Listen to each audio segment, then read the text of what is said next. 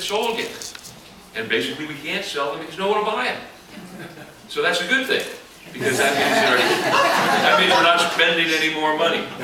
But that's the challenge that we're faced with in that. So all of these things have kind of come together. Three strikes. Three strikes, whether you like the policy or don't like the policy. Three strikes is costing us billions of dollars a year. Because 170,000 inmates in state prison, and many of those, 25% to 30%, are there because of three strikes. So it's costing us a lot at the ballot box. So all of these things have kind of come to a head, and that's the problem. And that's the struggle nationwide, and that's what we're seeing in California. But you know, and Barbara was kind enough to mention the years, and people in local government, and myself included, the 17 years I spent in local government. As a city council member, you know, I always looked at the budget, always looked at everything honestly.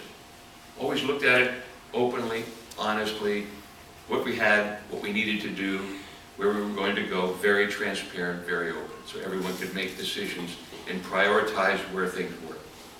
And you get to the Board of Supervisors, the same thing. You go to the state government, to Sacramento, and a lot of the issues, especially over the last few years in the budget that we were working on, and this goes back many years.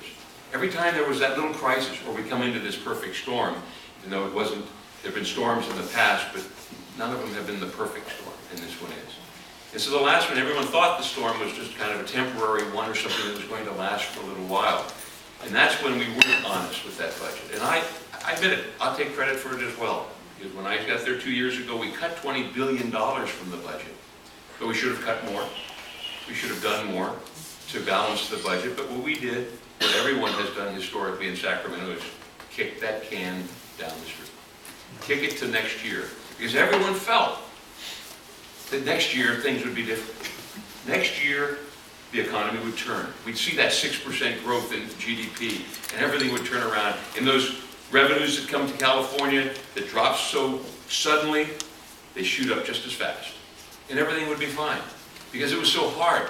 I didn't get into to government to cut services. I didn't get into it to put a burden on seniors and the in-home support services that they get, or to take Medi-Cal from people who are struggling, or child care so they can't get out and get a job, or they get a job. You can't believe the sadness and the sorrow that you see from people who were, especially young parents, who have finally got a job, and the state is helping them with child care, helping them provide a little bit so that they can stay and work and don't have to take care of their children, and now that's going away. So what do? They have to quit the job because they can't get their child out.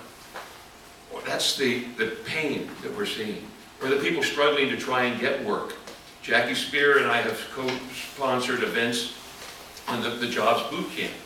And it's been, for a few years we've been doing that. And she has taken a very strong leadership role in that, and I admire her so much for that. But I've been to every one. And the change, the desperation that you see on people's faces today, we didn't see a year or two ago. People struggling, where you can't leave the room without people coming up with their resume, saying, here, this is what I do, can you help me with this? And you want to break out in tears, really. It's that painful to see that. So we are in that perfect storm. We are in that area, that point where things are that tough. And so the one thing that I'm pleased with is our new governor. Jerry Brown has taken it upon himself to be honest with the people of California. He's been honest with the legislature. He's been honest with his budget. And that's the part that I think is refreshing to see. It's kind of a whole new feeling in Sacramento about that. That we're going to be honest with what we do.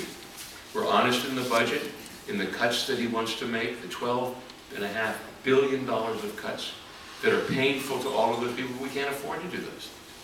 We've prioritized in the past, we make prioritizations and we prioritize our resources. And we want to make sure that we prioritize those basic core services and don't throw everything out. But we have to be realistic because we can't kick the can any further down the road, farther down the road. So we have to stop. And then is the fact of wanting to have $12 billion of revenue extensions that, as you know, we hopefully will be able to place on the ballot we will be able to put it on the ballot one way or the other. There is a way that the Democrats could place it on the ballot in June to vote on it, but we don't want to do it that way. We want to have it a bipartisan effort so that we can get the support and get the votes necessary. Because if we don't get that election, and if we don't prevail in June, what we're going to see are devastating cuts to everything that we have. Education especially is going to lose billions of dollars more. Fortunately, in the governor's budget, he didn't cut it. Didn't cut education. There's a little tweaking there, but he didn't do that in the first, the 12 and a half billion. But there's no possible way to not do that with the second part if we don't pass the extension.